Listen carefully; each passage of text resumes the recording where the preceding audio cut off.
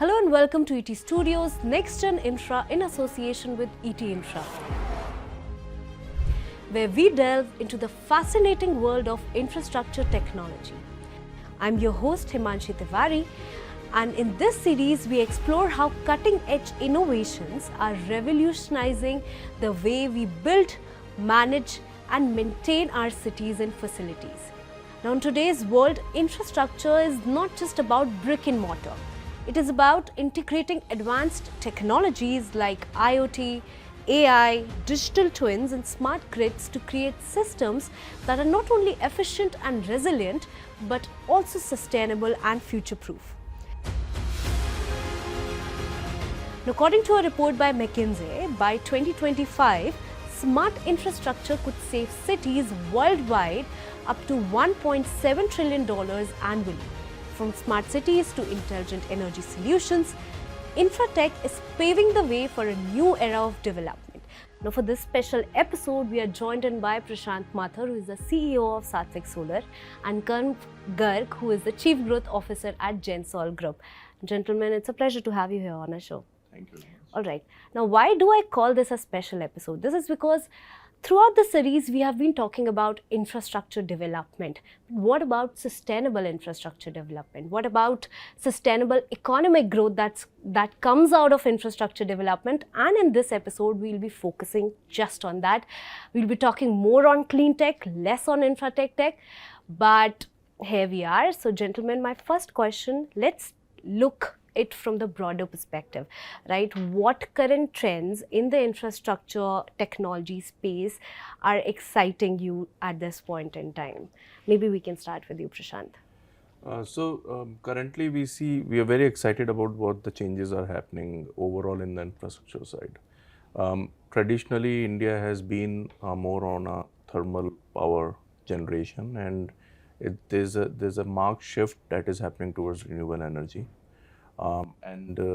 Today, renewable energy contributes to almost 25% of the power generation, and it is moving faster. So, solar, wind, all sorts of renewable energy are contributing to it, and this, along with the infrastructure current which we have here, there's a lot of development happening on that front also.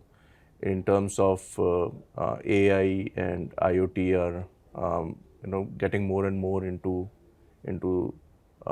both on the infrastructure and on the renewable energy side, and this trend is just catching more and more, and that's what we are really excited about. All right. So, how your company is basically utilizing all these technologies in your offerings? Just a brief. Yeah. So we are a solar panel manufacturer as well as we do EPC, and all of these, from a manufacturing point of view, we manufacture the top technology products. So you have a rooftop and you're using energy from the grid. We convert your roof into solar. So you basically install solar panels on the roof, and you generate your own power, your electricity. We manufacture high technology equipments, so more power from lesser space, and that's what we have been developing. Along with that, we use all this in our day-to-day also, in terms of when we do EPC, the site assessment, the engineering, the project execution, all of these require smart techniques, and we are using all that. All right. We'll discuss more about this in detail. But before that, what current trends are exciting you? And when we talk about Gensol as a company, what trends are you, able to utilize in your offerings? Sure. Thank you, Hemanshi. Thanks for having me. For us, and we've been in the clean energy space for the last 17 odd years now, Hemanshi. For us, the biggest tailwind that what we are seeing right now is the overall carbon mitigation agenda that is happening globally. Okay. Just to put some numbers in perspective, globally, we emit about 3 billion tons of carbon dioxide per annum. Yeah. Out of that, about 2.8 billion or approximately 3 billion tons of carbon is emitted in India. Now, if you look at the division of carbon emissions and the amount of population that is residing in India, it's a mismatch. So, what is also there is that the carbon emission per capita is the lowest for a country like India. Yeah. What that also presents as an opportunity to us is that the costs of renewables, the cost of clean tech, and hence clean infrastructure development, that all is coming down. Okay. While the world is facing a pressure on reducing carbon emissions due to the prevalent issues of climate change, the cost of putting up clean infrastructure is coming down. And it also tells us that why per capita carbon emissions in India is lower, because of low levels of urbanization. Yeah. Absolutely. India as an independent country is not a very old nation. Yeah. It's only about 70, 75 odd years that India has been independent. Yeah. And the entire urbanization, entire economic progress of India has only happened post 1990 when the liberalization started off. So with the people moving from rural areas to urban areas, their requirement of electricity, infrastructure, roads, flyovers, everything is increasing. The consumption is increasing. Yeah. And that is the biggest tailwind what we are seeing in this sector, and what excites us. What as personalities also excite the leadership at Gensol is that even if everybody else sees certain headwinds, for us that's an exciting obstacle to overcome. Okay. And for example, the headwinds right now might be the geopolitics around the clean infrastructure development. Talking specifically in terms of renewables, for example, you cannot keep China out of the clean energy infrastructure equation Yeah. because of the low cost of technology that they have come down to and the amount of production efficiency that Chinese players have reached. Yeah. Solar panels, batteries, electrolyzers, other technologies. So how do we sort out the geopolitics while keeping the larger agenda of climate change, India's net zero goals, and also profitability in place? So so this is is all what is keeping us very excited. All right. How we are playing in this sector is that the world has known us, or the country knows us as an EPC player in solar. So, but now we are foraying into wind, we are foraying into battery energy storage systems. Okay. We have won a few tenders, everything is public information. Apart from that, we are into electric mobility. Yeah. We have our EV manufacturing facility in Pune. We are into EV leasing. We are into other electric mobility solutions. Apart from that, we are India's fastest growing gas aggregator. And we have forayed into electrolyzers, green hydrogen, green ammonia, and green steel as well, and other derivatives. So we are very excited that this, what the space offers to any of us. All right, thank you for that insight, Kanv. But I also want to, focus on the geopolitical concerns that you were talking about, right? How do you see we can overcome these concerns in the coming year from your industry perspective? Good question, Hemanshi. And because of some of my previous roles, I have seen these supply chain issues affecting the industry very, very closely. Yeah. First of all, we just cannot keep any specific region or country out of this entire clean energy equation all of a sudden. The reason why China is here where it is right now is the amount of the foresight which the leaders of the country had, that where the sector, where the technology, where everything was moving. And hence they made investments into that sector. Yeah. So the only way is to collaborate. Collaboration is key.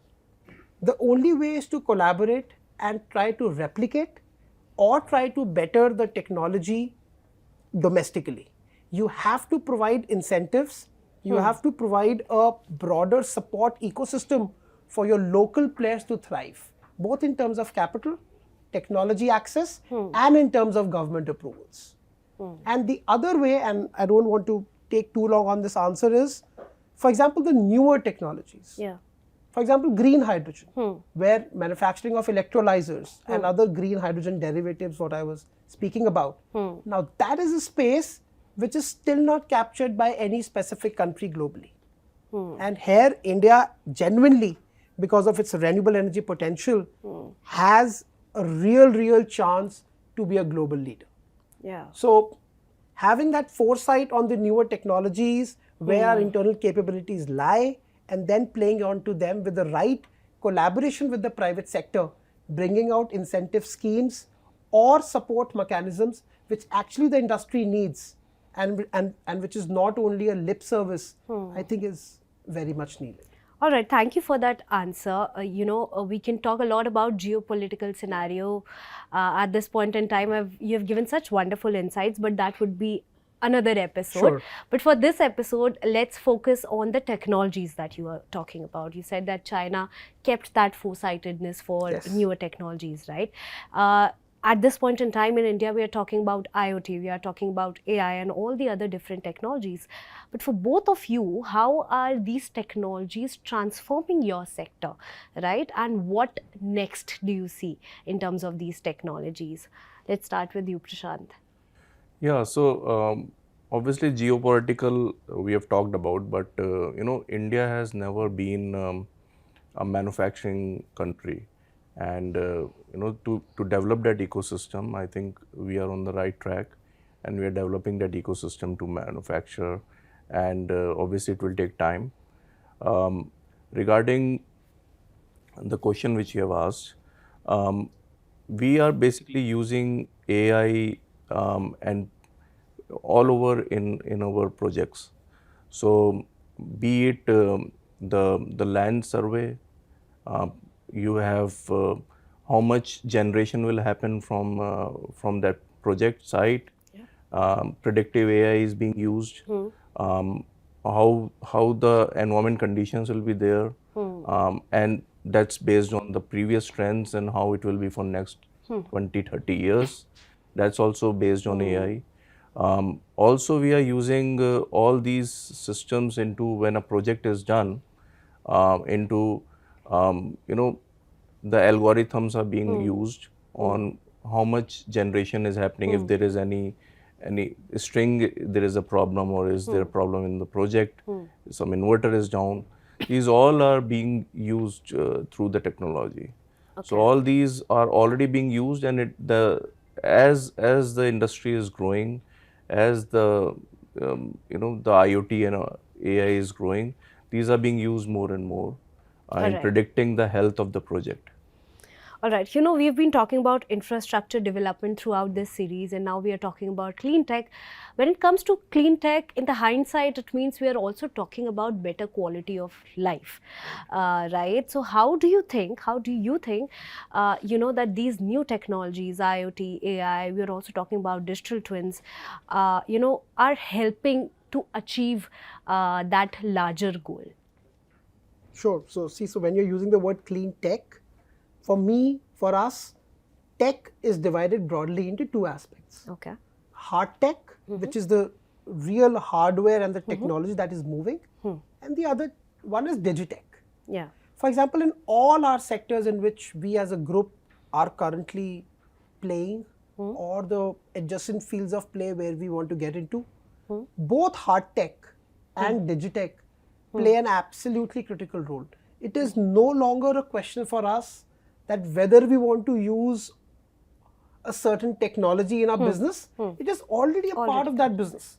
It is now up to us how we want to better it and customize it for our customer base and to achieve the right profitability out of that business line. For example, as an EPC player, we as an engineering, procurement and construction player, we install solar plants for our clients. Now, how do we improve the efficiency of the same solar plant given the fact that land is increasingly becoming a difficult resource to get access to? So we bought out a company called Scorpius Trackers, Okay. which as per the sun's movement, Okay. moves the solar panels so that the direct radiation on the panels can generate as further more electricity as possible. Okay. Now that was an investment from our side. Yeah, that's The interesting. other aspect, for example, where we are playing, and I'll come down to the digital part of it, is, for example, again on solar plants. They require regular cleaning. Otherwise, the solar panel cannot produce the same amount of electricity as what it is planned for. Yeah.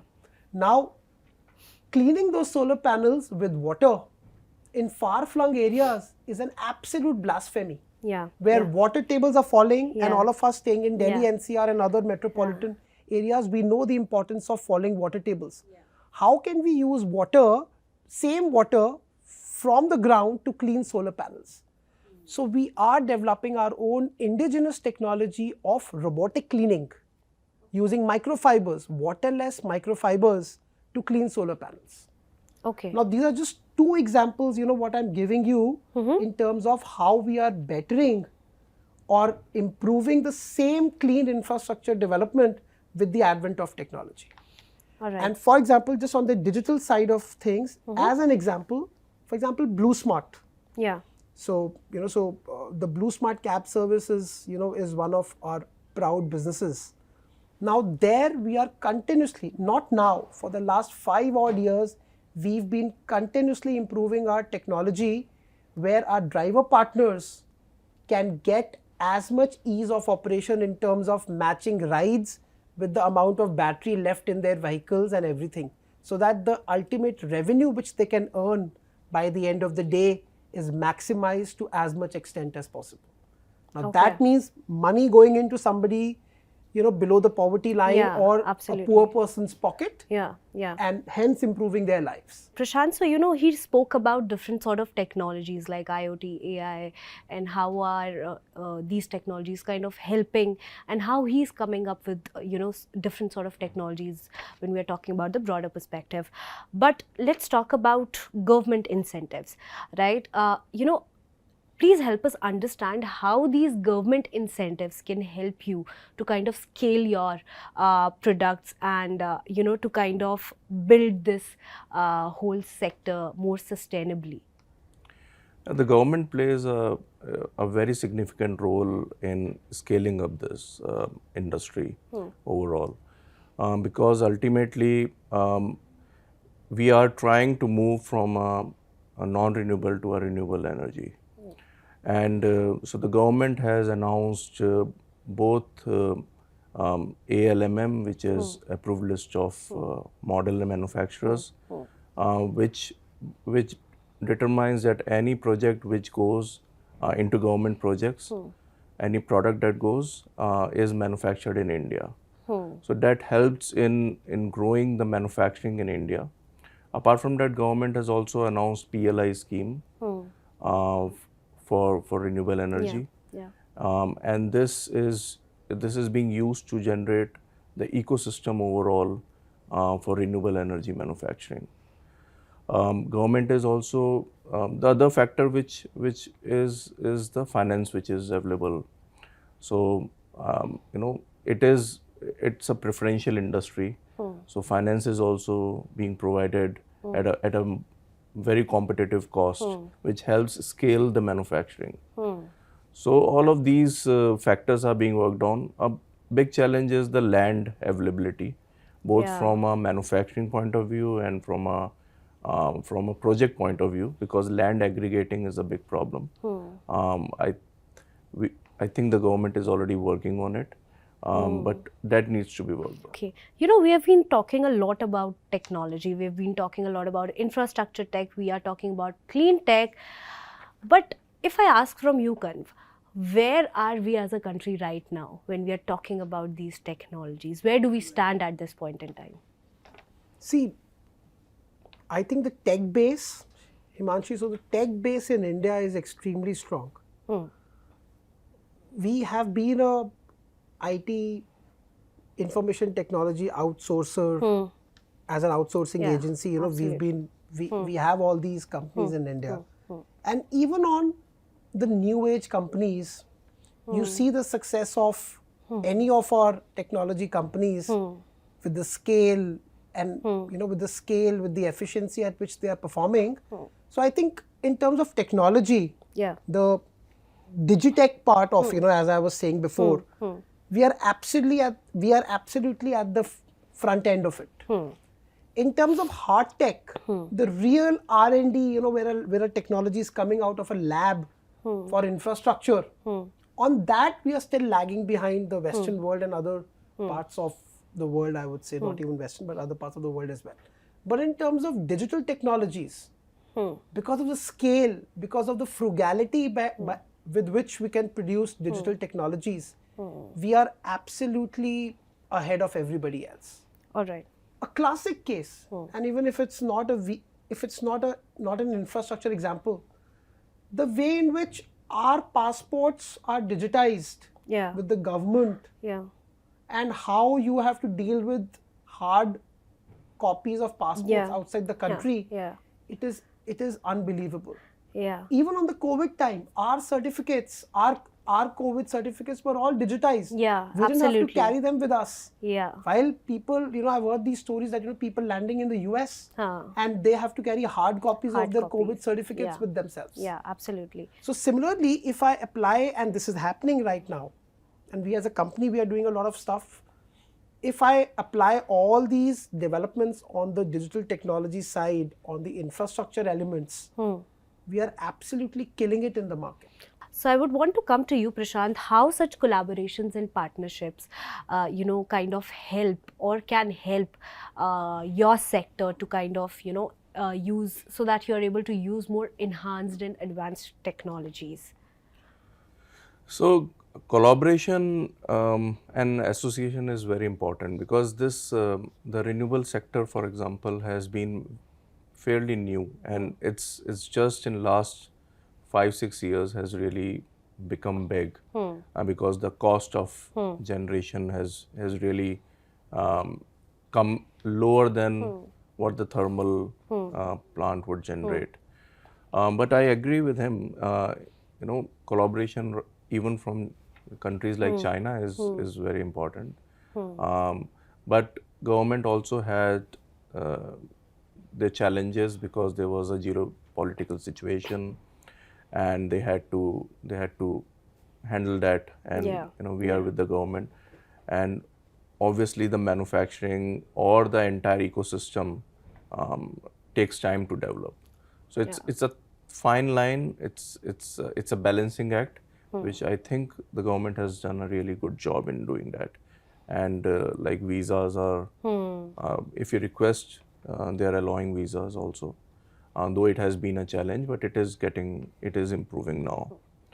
But it's not only China. You have technology collaboration, which you can do with countries like Singapore, with Europe, Japan, and US. So there are, obviously it's a little expensive, not because China is everything is so cheap and dirt, but you can have those collaboration.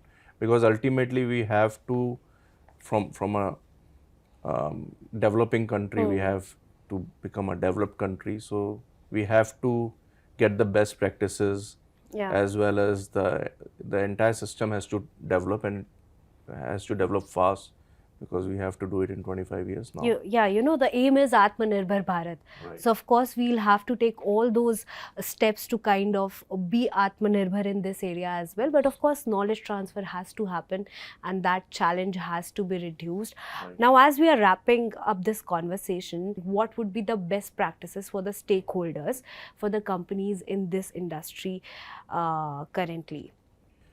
We see a very exciting future in this industry, because if you see, per capita energy consumption used to be about 500 units. Today it is 1100 units per person. And as per Niti Aayog, it's going to be 3,000 units. China is today at 6,000 units.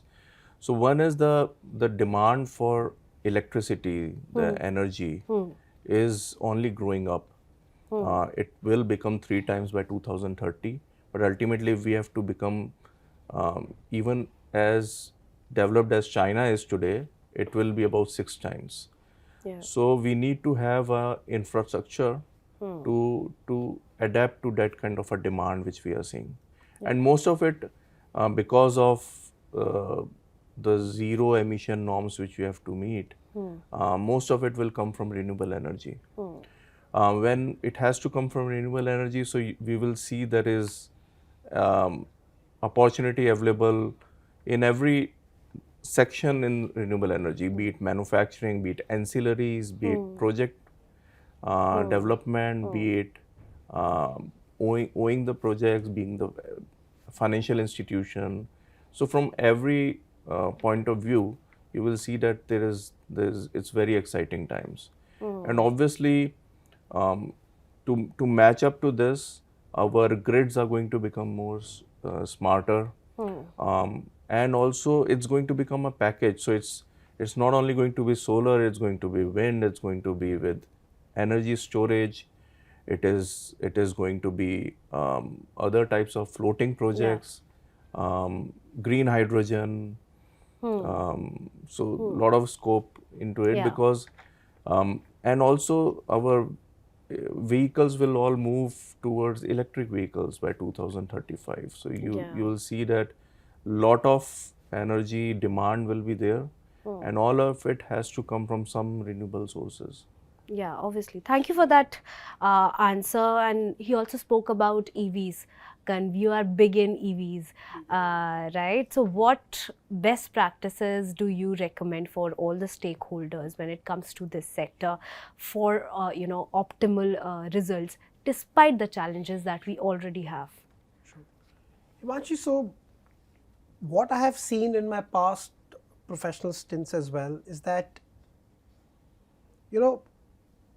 in any of these sunrise sectors, we do expect a lot of support coming from the public agencies, from the government. But let's take a moment to realize the position in which they are. Yeah. If it's a sunrise sector, technologies are changing, geopolitics is changing, even the support from the government stakeholders will always be limited, because they would also be at their intellectual loggerheads of what kind of support does the sector need.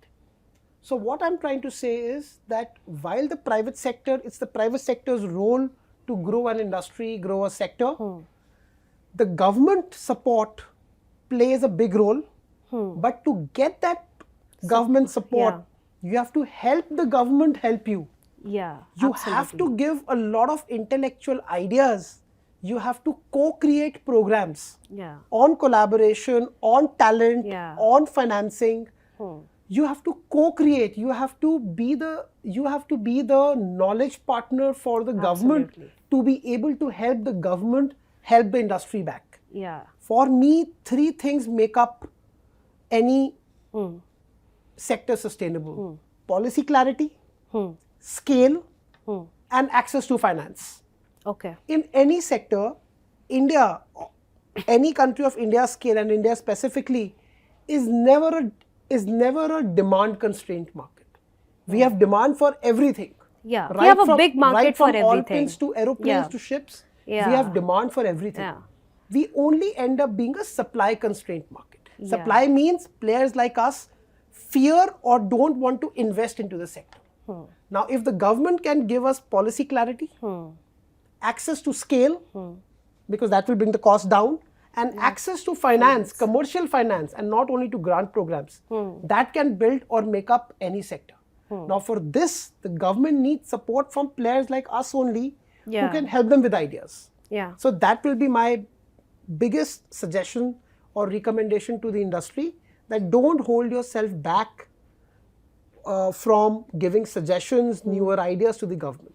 Yeah. Because they are completely open and they're looking for those Yeah. looking those intellectual stimulations to come from us. Yeah, and we are as a country in the golden period right now. Amrit Kala, as our Prime Minister says, right? Thank you for such a comprehensive answer, Kanv, and thank you, gentlemen, for being a part of this conversation. On that note, it was a really insightful conversation. Stay tuned for more such episodes only at ET Studios NextGen Infra in association with ET Infra.